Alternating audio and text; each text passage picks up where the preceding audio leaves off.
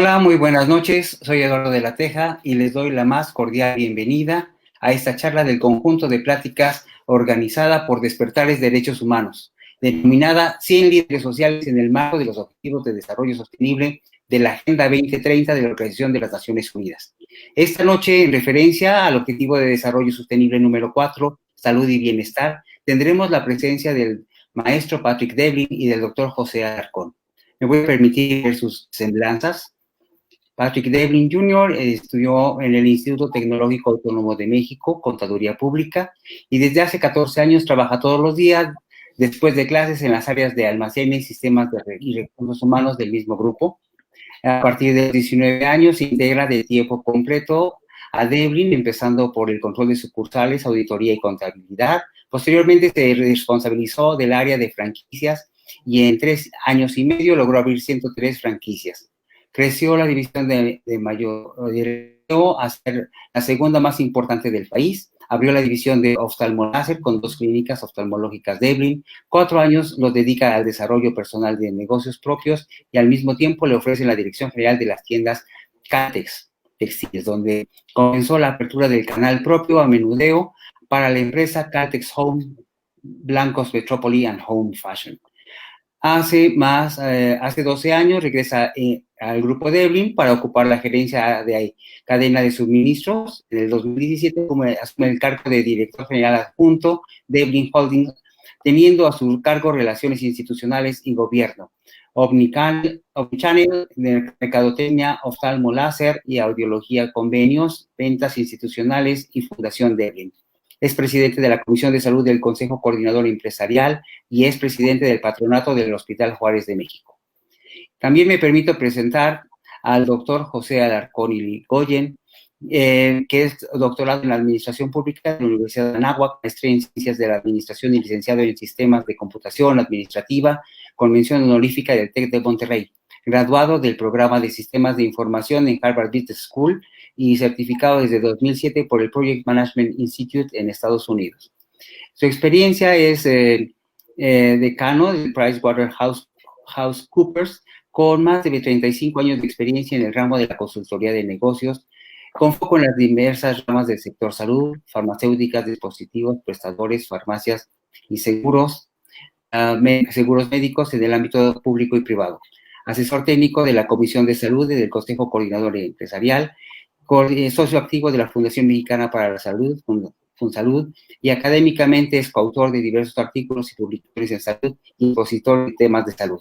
Catedrático en el posgrado de Ingeniería de Proyectos de Innovación de la Universidad Panamericana y de la maestría en Dirección de Administración en Instituciones de Salud de la Universidad.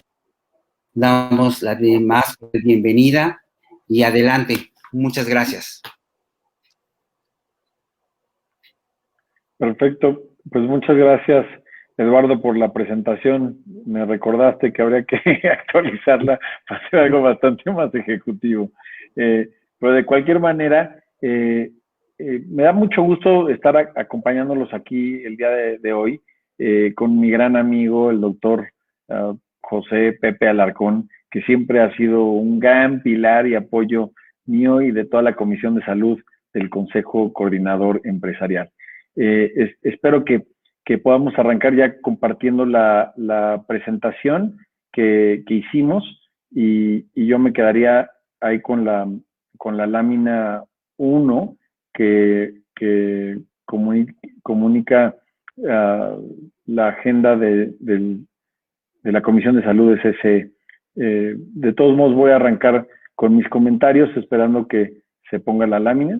No, pues ahí estamos ya. Entonces, nos pasamos a la siguiente, por favor. Ahí mero. Ok. Bueno, pues lo que les estamos presentando aquí básicamente es un resumen súper ejecutivo de lo que es la agenda transversal del sector privado. Esta agenda la presumimos un poco porque hasta hace 4 años y pico realmente no había una única agenda de salud que fuera transversal entre los 12 organismos del sector privado que conforman el Consejo Coordinador Empresarial y que además esta agenda fuera compartida también con entidades tan importantes como FunSalud, con entidades también académicas tan reconocidas como la UNAM, la Anáhuac y además acompañadas y apoyadas también por un sinnúmero de asociaciones de pacientes, que al final del día quienes deben estar al centro de todo esto. Entonces, les platico brevemente de qué trata esta agenda de 6 pilares, ¿no? El primer pilar, sin lugar a duda, es el pilar de la prevención. Nosotros creemos que la única manera de poder cambiar la tendencia que tenemos, especialmente en las enfermedades crónico-degenerativas, es a través de la implementación de una estrategia integral de prevención en nuestro país. Esto requiere, sin lugar a duda, que no se implementen únicamente estrategias pues en un área, podemos estar hablando de etiquetado o cualquier otro tema, tiene que estar acompañado de educación, de cambios de hábitos, en los programas sociales, etcétera. El segundo tema habla también muy importante de cómo tenemos que mejorar el acceso a una una atención médica de calidad. Es tan importante y sabemos que cerca del 80% de los casos se atienden en ese primer nivel y este es el nivel que está más sobregirado de alguna manera y que hoy, pues de mejorarlo, podríamos atender mejor a un gran número de la población. Recordemos que si nada más contamos la cantidad de atenciones que hace los consultorios adyacentes a farmacias del sector privado, juntos hacen más y atienden a más personas diariamente que el propio IMSS. Entonces, hay aquí un gran ejemplo de colaboración público-privada, pero también una gran muestra de cómo este primer nivel de contacto tiene áreas de oportunidad en el sistema público y por tanto lo importante que es manejarlo mejor. Tercero, hablamos de la parte de la inversión. Dicho simplemente, tenemos que invertir más en salud y lo tenemos que ejercer de mucho mejor manera. Tú ves cualquier tabla que allá afuera, ¿no? De OCDE, la OMS, la OPS, y estamos entre la media baja y la sección baja de la tabla, y esto pues quiere decir que estamos invirtiendo muy poco en salud. Y además, en esa inversión, hoy día cerca del 50% es gasto de bolsillo. O sea, tú y yo lo pagamos. No está siendo resuelto por el sistema público que, dicho sea paso, es un derecho constitucional. Siguiente, hablamos sobre los indicadores. Estamos totalmente de acuerdo que se midan cuántas unidades, hospitales, camas, doctores existen por cada 1,000 millón de habitantes, pero creemos que es mucho más importante comenzar a medir indicadores de impacto y que podamos, por tanto, medir qué tipo de resultados nos están dando las políticas públicas que se están implementando. Siguiente, hablamos pues obviamente de que el sistema de salud es uno fragmentado, esto no es nada nuevo, son varios subsistemas, no solo IMSS, ISSSTE, seguro ahorita INSABI, y son los subsistemas estatales, SEMAR, SEDENA, etcétera. Entonces, imagínense lo que es que con todo esa fragmentación, los buenos resultados que se han logrado hasta ahorita en impacto a la salud, pero imagínense lo que podemos lograr si no fuera un viacrucis transitar para sus usuarios. Si tú cambias de residencia, cambias de ser un colaborador del sector público al sector privado, o de repente ya dependes, o sea, no tienes un empleo, y no tienes derecho a biencia y vas a depender del INSABI, pues si tienes una enfermedad, puede ser que esa enfermedad no se atienda igual en cada uno de estos subsistemas, o puede ser que cuando te enfermes, ya esa enfermedad no se cubra, o tengas mucha dificultad en que se pueda atender. Entonces, necesitamos encontrar mecanismos, cómo ayudarle al paciente a transitar con mayor eficacia y de manera más amigable en estos subsistemas. Y por último, el área de el pilar de cobertura universal de salud. En el sector privado estamos completamente de acuerdo con esto. No tenemos cuestión en que la rectoría del sistema es del Estado, que todos tenemos derecho a tener acceso a la salud y por tanto esta cobertura universal de salud. Lo que sí es que tenemos que reconocer que no hay dinero que alcance. Por lo tanto, en este punto, como en los otros mencionados, la participación del sector privado es una que complementa y que además ayuda a cerrar la brecha más rápidamente de acceso a sistemas, a atención médica de calidad.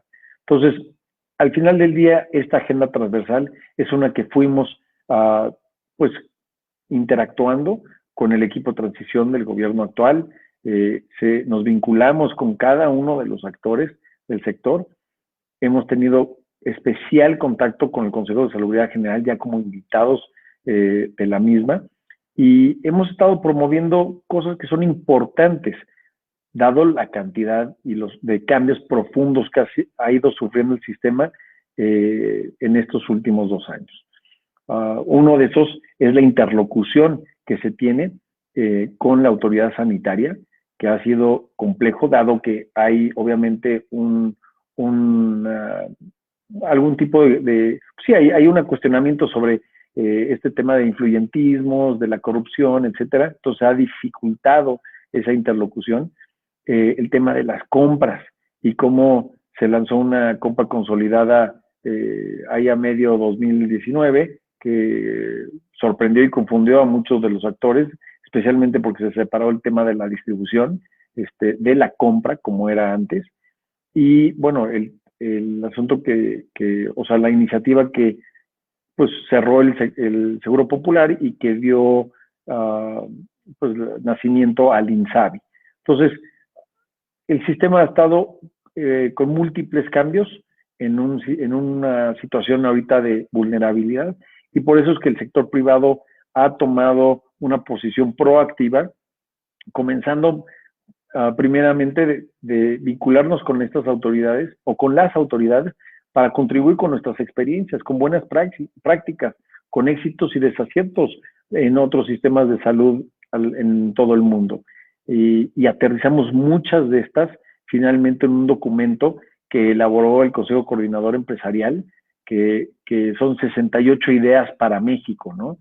Y aquí en abril pues participamos 263 panelistas del sector público, privado, el sector social. Asistieron a estos paneles que duraron varios días, más de 135,000 personas, y se generaron más de 3,100 preguntas, propuestas y comentarios. Entonces, para ponerlo ligero, fue sumamente nutrido el foro y emanó bastante carnita, ¿no?, de cosas positivas para ayudar. ¿Qué hemos logrado hasta la fecha? Pues obviamente en esta posición proactiva, en esta vinculación con el gobierno, hemos logrado, por ejemplo, la alianza de colaboración público-privada de los hospitales privados, donde más de 220 hospitales del sector privado brindaron prácticamente la mitad de sus camas para que pudieran complementar las capacidades del sector público ante esta pandemia. Ya han asistido a más de 135,000 personas. Ya han aportado más de 3,400 camas y han atendido a partir de, o a la fecha de agosto, a poco más de 11,000 pacientes. También hemos sumado esfuerzos en múltiples iniciativas con el sector social. Entiéndase la Funsalud, con asociaciones de pacientes y otras asociaciones muy relevantes en el sector, especialmente en el sector salud privado. Se logró también un acuerdo con el gobierno y la ayuda de la AMIS, la Asociación de Aseguradoras, para brindar de un seguro a los trabajadores de la salud durante esta pandemia. Hemos generado un documento muy bien integrado, bien armado, para ayudar con recomendaciones para la mejor operatividad de la COFEPRIS, y hemos generado también recomendaciones tangibles, prácticas, para mejorar las compras consolidadas de medicamentos e insumos médicos. También hay propuestas todavía no echadas a andar para poder aprovechar la red de consultorios adyacentes a farmacias, en las cuales en este periodo sí se ha iniciado un proceso de capacitación para llegar eventualmente a una certificación de estos médicos, y también una propuesta que está en proceso de la Comed, que es para prestar, similar a los hospitales, su infraestructura de laboratorios de diagnóstico para complementar al sector público. Ahora, ¿qué retos tenemos hacia adelante? Bueno, al final del día, este gobierno quiere hacer las cosas de manera diferente de cómo se han hecho antes. Y está en nuestro lado encontrar cómo podemos sumar esfuerzos con este gobierno, con una nueva COFEPRIS, con esta nueva estructura misma de la Secretaría de Salud, para sumar esfuerzos e impactar positivamente la salud de México. Obviamente, queremos aportar, primero entender y después aportar hacia este nuevo proceso que se va a seguir para las compras, que va a estar coordinado por la UNOPS y que va a ser un evento pues, de licitación internacional abierto, contrario a lo que se había hecho por muchos años, y todos queremos que sea una exitosa para que se den medicamentos en México, estén asequibles, que estos sean seguros y de calidad, y obviamente que esto ayude a que haya más competencia, pero por el otro lado también fortalezca a la planta industrial, planta manufacturera establecida en México. Dicho sea de paso, tenemos una planta manufacturera de medicamentos, insumos y dispositivos médicos verdaderamente de clase mundial. Entonces es una la cual pues, tenemos la oportunidad de fomentar su crecimiento y potenciarla no solo a nivel nacional, sino a nivel internacional. Tenemos y queremos continuar buscando estas alianzas, como el caso de los hospitales, buscando ahí que permanezca y se vaya ampliando, y como también ir echando a andar otras como las que mencioné previamente. Y bueno, al final del día, creo que si nos remontamos al informe presidencial del día de ayer, pues creo que hemos logrado que el presidente pues, reconozca el labor de los empresarios, del Consejo Coordinador Empresarial, que hemos querido sumar, hemos hecho hasta lo que ha sido en nuestras capacidades, conservar empleos, entendiendo que dentro de nuestras filas no solo hay grandes o gigantes empresas y consorcios, también hay pequeños y medianos y microempresarios que son, al final del día, los que más empleos generan. Entonces, sin mayor preámbulo, yo simplemente cerraría diciendo que obviamente todo esto que estamos haciendo desde el Consejo Coordinador Empresarial tienen puntos que se vinculan claramente a favor de avanzar con los objetivos de desarrollo sostenible 2030, los cuales de manera mucho más amplia y detallada nos va a compartir mi compañero el doctor José Alarcón. Muchas gracias. Muchas gracias, Patrick. ¿Sí se me escucha bien? Ok, pues déjeme, en este marco que Patrick nos dibujaba de gran dinamismo, y ustedes mismos lo han visto en las noticias, no falta ya ver en primera plana el asunto de la salud.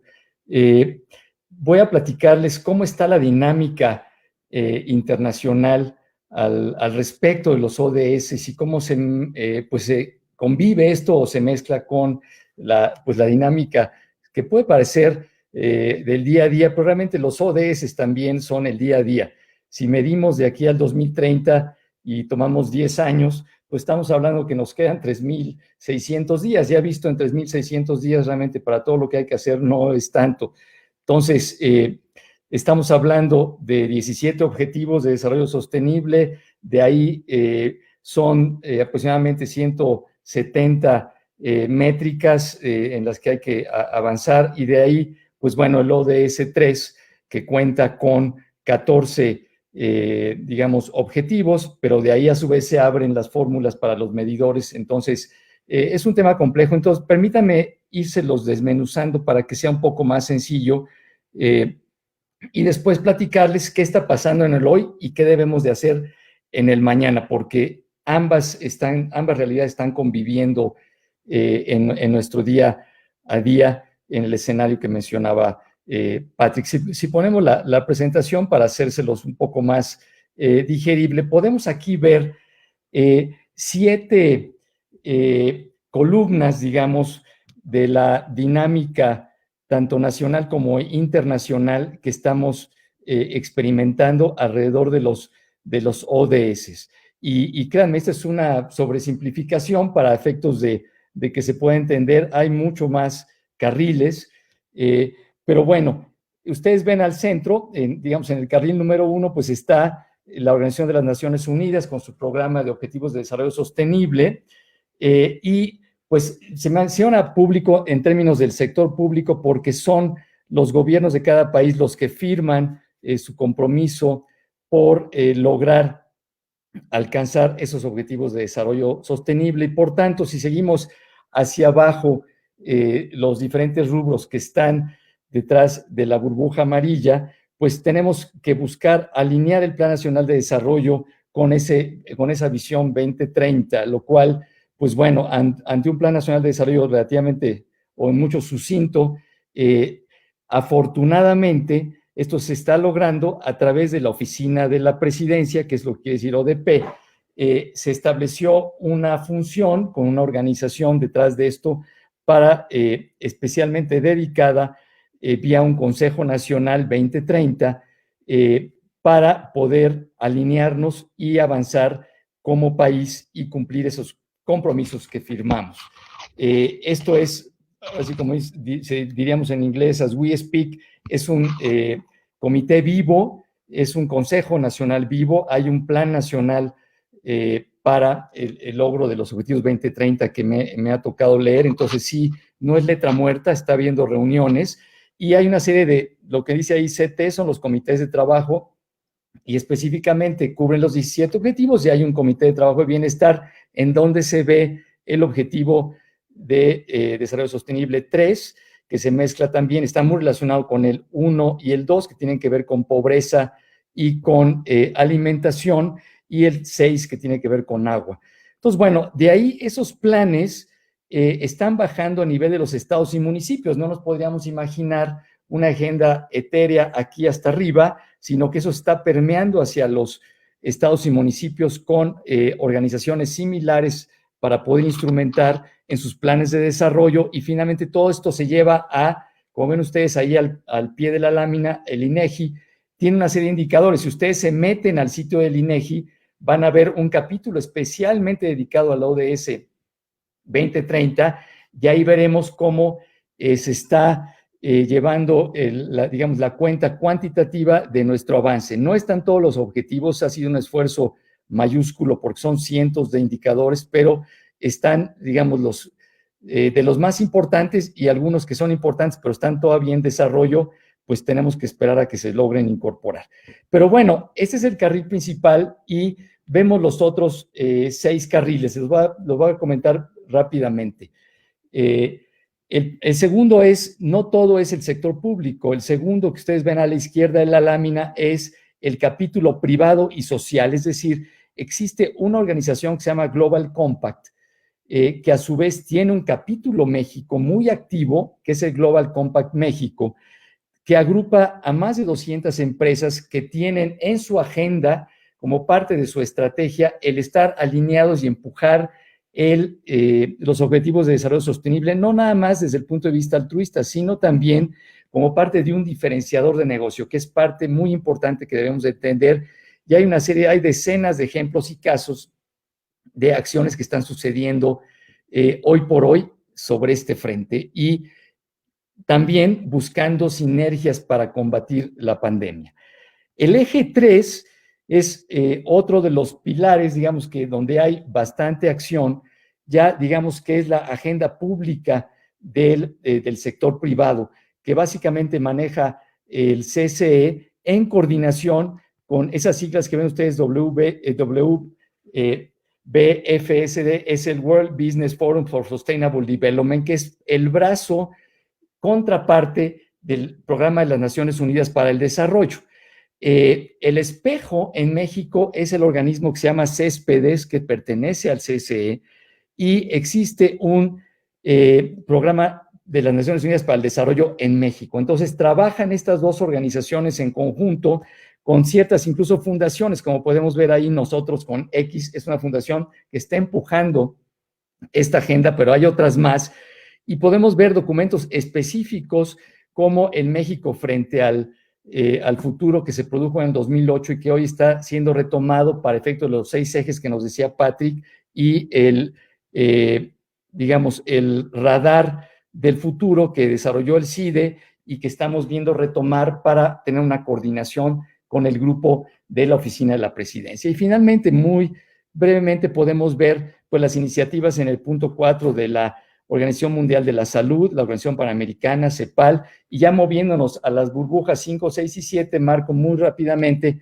que hay toda una serie de iniciativas del G20 a través del T20, que es el Think Tank 20, sobre salud, las de la OECD y el World Economic Forum, que ahora se difirió, pero trae toda una agenda de la cuarta revolución industrial que tratan de aterrizarse a través de iniciativas como el Science Based Targets. Entonces, tenemos toda esta dinámica y si nos vamos a la siguiente lámina, ustedes se preguntarán, bueno, ¿y qué está pasando en el hoy por hoy? ¿Dónde estamos? Y sí, la distancia, el reto es enorme. Ustedes pueden ver, si se meten al sitio de la OPS, dónde estamos en relación con, por ejemplo, diabetes, que es una de las cosas que a mí me llamó más la atención, cómo nos disparamos. Ustedes ven ahí la flecha azul y la línea hasta arriba es México, y estamos pues muy por arriba en lo que es la prevalencia de diabetes por cada 100,000 personas en México respecto al promedio de Latinoamérica, Estados Unidos, Colombia, en fin, realmente ahí tenemos un gran reto y es enorme la distancia, desgraciadamente. Entonces, así como hay hay gran distancia en muchos otros temas, en otros menor, pero digamos, sin querer entrar en detalles en este momento por razones de tiempo, sí hay toda una agenda que repasa cada uno de los objetivos, los 14 en este caso de salud, y busca fijar métricas, y hoy por hoy se están fijando, revisando en la Oficina de la Presidencia. Entonces, dicho eso, en el cómo estamos y tener una pequeña probada de ver la distancia, también en la siguiente lámina quisiera darles una pequeña probada de lo que es un indicador de los más complejos del ODS 3, que es el indicador de acceso de cobertura universal, que es el indicador que ustedes ven en la burbuja anaranjada al derecho de la lámina. Esa cobertura universal, que es uno de los 14 indicadores del ODS 3, tiene, digamos, a su vez 14 elementos de la fórmula para calcular si estamos o no como México llegando a ser, a cumplir con la cobertura universal que está planteada como compromiso de Objetivo de Desarrollo Sostenible. Entonces, tenemos que ser muy juiciosos. Hay demasiadas cosas por hacer y en esta dinámica, por eso titulamos esta lámina Suma Público, Privado y Social, porque si tenemos una adecuada alineación y coordinación, y créanme, hay una comunicación, sí, afortunadamente patente entre lo que es Global Compact y la parte pública de los ODS en la Oficina de la Presidencia, podemos ver cómo si juntos inferimos que la fórmula del ODS 3.8 de cobertura universal tiene 14 componentes y nos focalizamos, por ejemplo, en el de diabetes, que es el que tienen arriba a la derecha. Ese componente de diabetes, por ejemplo, si solucionamos o atacamos diabetes, inmediatamente estaremos impactando también el ODS 2.1 que tiene que ver con nutrición sana, que es clave para efectos de contener la diabetes, ¿no? Y abajo a su izquierda podemos ver también, si nos concentramos en el elemento de agua y saneamiento que impacta en tener una mejor o peor salud, a esto está ligado al ODS 6.3 de agua y al ODS 1 de pobreza. E igualmente, si nos focalizamos en el elemento 13 y 14 de la fórmula, podemos impactar realmente el tener más medicamentos y un mejor presupuesto en salud. Entonces, esta radiografía nos puede empezar a hacer ver cómo esto se aterriza ya en elementos concretos que pueden ser más aterrizables, más atacables, con programas y acciones que se conviertan en una realidad en el día a día, como vamos a ver también en las siguientes diapositivas. Nos vamos a la siguiente y también a manera de ejemplo, dentro de las acciones que estamos discutiendo precisamente digamos, en esta dinámica del ODS 3 ante el COVID, que evidentemente pues todo se vio impactado el ODS 3. Entonces, ¿qué decimos? Bueno, ¿qué debemos de hacer ante un ODS 3? Y ya nos comentaba Patrick de las 68 ideas que propuso el Consejo Coordinador Empresarial. De esas 68 ideas hizo un extracto y aquí hay 6 que tienen que ver directamente con propuestas al día a día, pero relacionados con el ODS 3 también, para en el inmediato poder hacer frente a la crisis. Una primera propuesta que ustedes ven arriba a la izquierda es el facilitar el acceso vía esta alianza de hospitales público-privados que mencionaba Patrick y una campaña para atenderse a tiempo, ¿no? Que mucho de lo que vemos de la desocupación hospitalaria o de la baja ocupación es que no está asistiendo a la gente a tiempo por miedo, por a lo mejor barreras para entrar al hospital, en fin, ustedes conocen bien esa situación.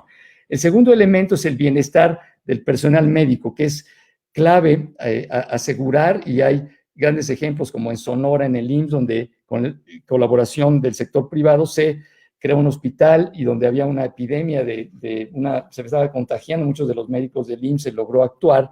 El tercer elemento en medio a la izquierda es la alimentación de las necesidades básicas de la población, no suspender esos programas para la población más vulnerable.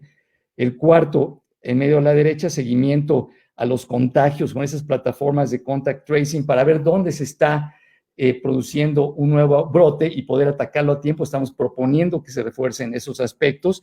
El quinto es el que tiene que ver con el sistema de seguimiento en sí a los contagios hasta su solución.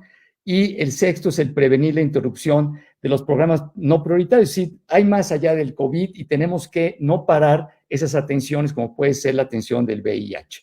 Entonces, eso es lo que está sucediendo en el día a día y si nos vamos a la siguiente lámina podemos ver una propuesta muy concreta de qué debe de seguir hacia adelante, es decir, 3 acciones muy claras. Sí está la parte del COVID y se relaciona con los ODS, nos impacta, en algunas cosas nos echó para atrás, pero ese 1A de saber convivir, sobrevivir a pesar de y con el COVID.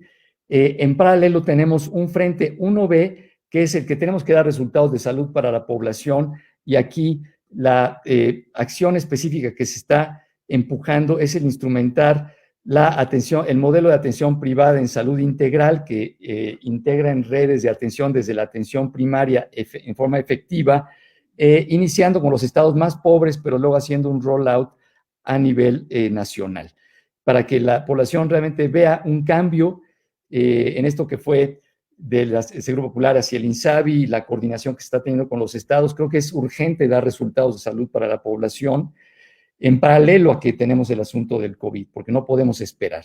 Una segunda medida sería el migrar al Sistema Único en Salud, aprovechando la alianza de hospitales público-privados. Ya hay una propuesta en la mesa de volverla permanente y entonces la conductividad entre ambos sistemas, que hoy son unos hilos, se abre y eso permitiría que ampliemos de manera más efectiva la atención hospitalaria en los diferentes niveles si interconectamos también los consultorios anexos a la farmacia para la población. Y sería una manera de hacer esta reforma en salud que tanto hemos buscado, aprovechando este paso que ya se dio por la pandemia. Y finalmente, un tercer paso que tenemos obligatoriamente que dar es hacia la sostenibilidad del Sistema Nacional de Salud, alcanzando el objetivo ODS 3.8 de acceso y cobertura universal, asignando realmente un presupuesto más adecuado al sector salud, que represente un verdadero esfuerzo acorde al reto. Entonces, eso es lo que sigue, repasamos lo inmediato, pero también lo que viene hacia adelante en estos pocos días, 3,600 que nos quedan para el 2030. Dicho eso, pues les agradezco su atención y evidentemente abiertos a las preguntas que pudieran tener sobre este tan importante objetivo ODS 3 de salud. Muchas gracias.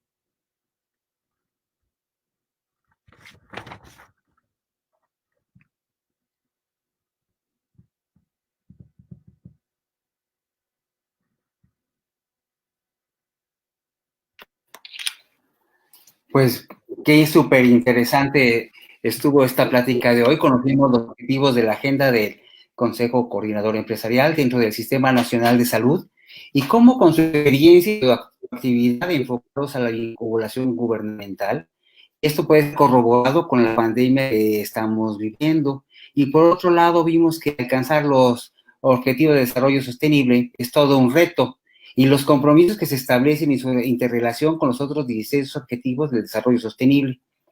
El tomar en cuenta los indicadores definitivamente es necesario para poder establecer medidas y tener una cultura de la mejora permanente para alcanzar la calidad de la atención de salud, la cobertura universal, el sistema único en salud y que este sea de manera sostenible.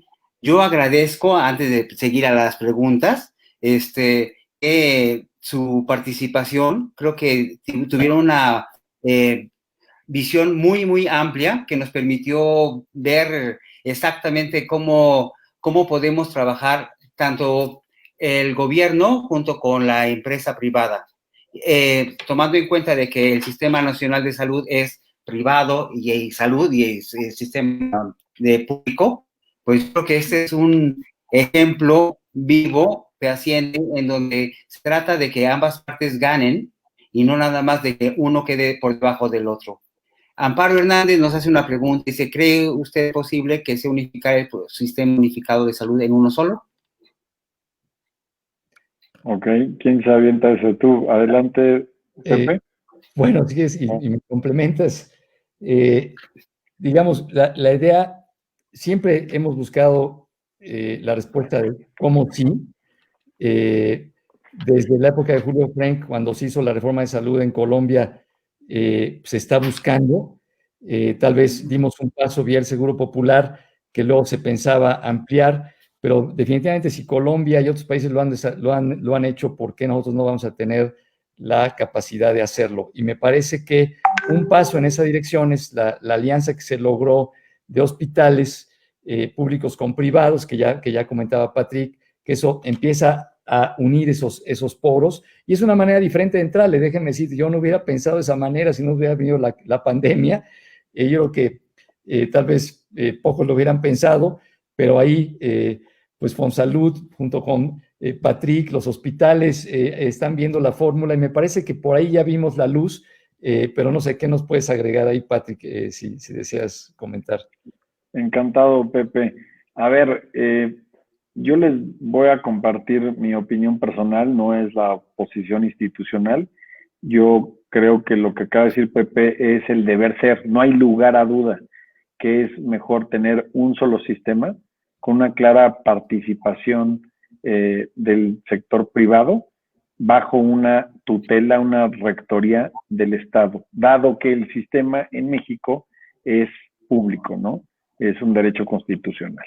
Ahora, habiendo dicho eso, sí, o sea, no hay debate del deber ser, creo que es políticamente inviable. ¿Y a qué me refiero? Hay un sinnúmero de intereses en cada uno de estos subsistemas para que todos los interesados acepten pues integrarse en uno solo. Y obviamente creo que a la luz de que tenemos N cantidad de retos para poder realmente dar acceso a la altura del deber ser a todas las mexicanas y los mexicanos a un sistema de salud como se merecen, pues ahí creo que vamos a tener que, y nos va a convenir taclear primero esos retos.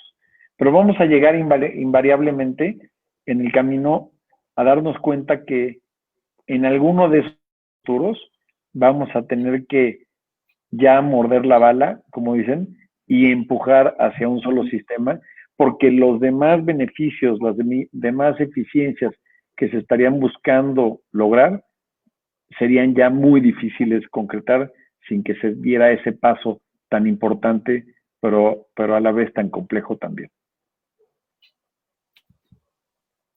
Dice, entre el modelo anterior que buscaba privatizar la salud y la veía como un negocio y no como un derecho humano, y el modelo que plantea este gobierno, ¿cuál es mejor para los países, su economía y sus habitantes?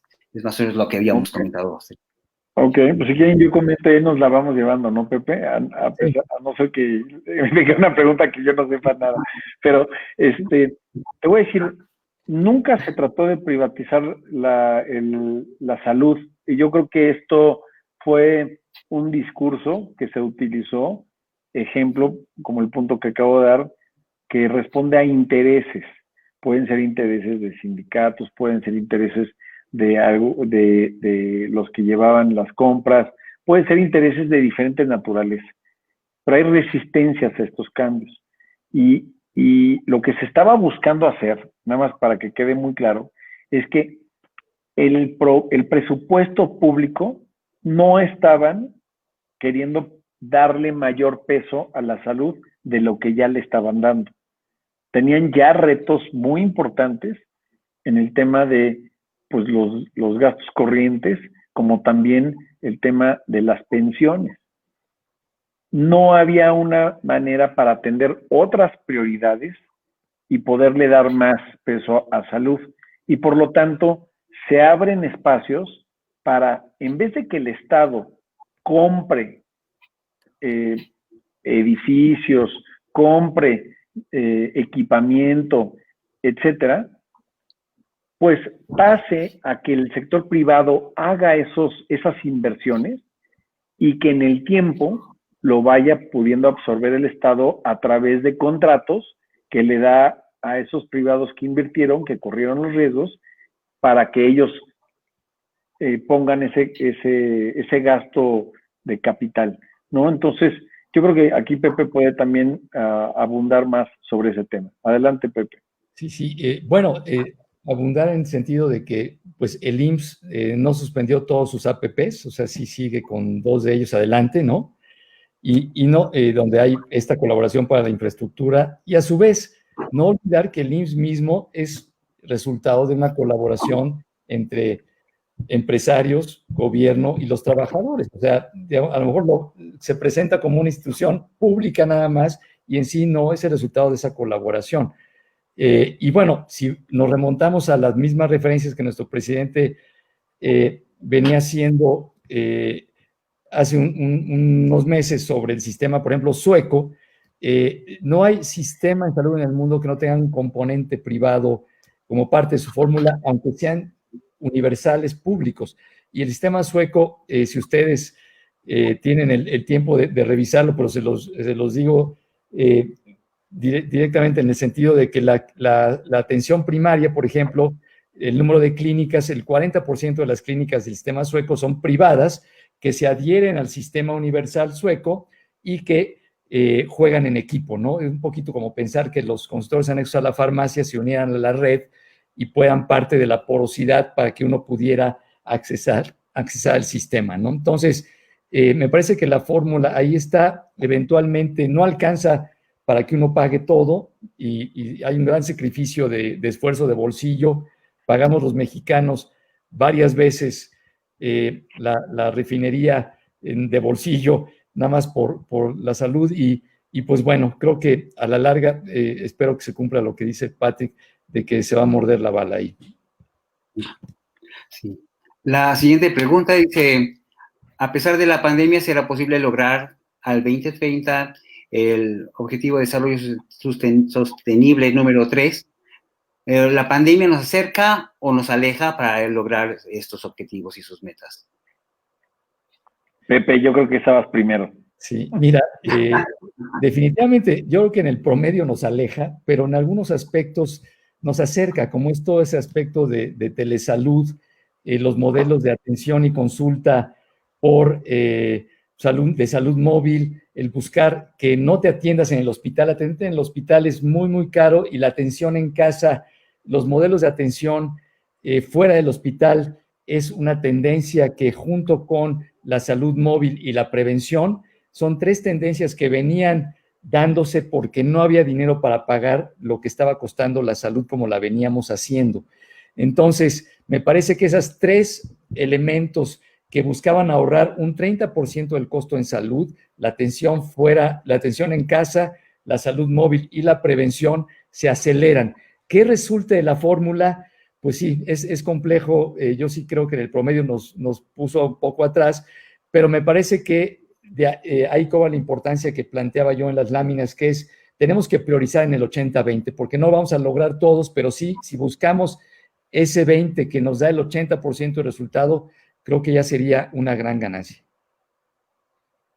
Muy bien. De acuerdo, si quieres nos pasamos a la otra, porque esta fue muy bien respondida por Pepe. Dice, resulta paradójico que se hagan gastos tan altos en el presupuesto de salud y existan personas en la calle pidiendo dinero para sus medicinas. ¿Por qué no están brindando las medicinas gratuitas a todos los ciudadanos? Ok, yo si quieres me aviento esta y Pepe me complementas, por favor. Claro, claro. En términos relativos, bueno, en términos absolutos, evidentemente como país invertimos mucho en salud. Pero cuando nos comparamos con otros países, con los que nosotros compartimos, pueden ser los de la OCDE, pueden ser los panamericanos, los que tú quieras, estás viendo que países parecidos a México, nosotros comparativamente invertimos muy poco en salud.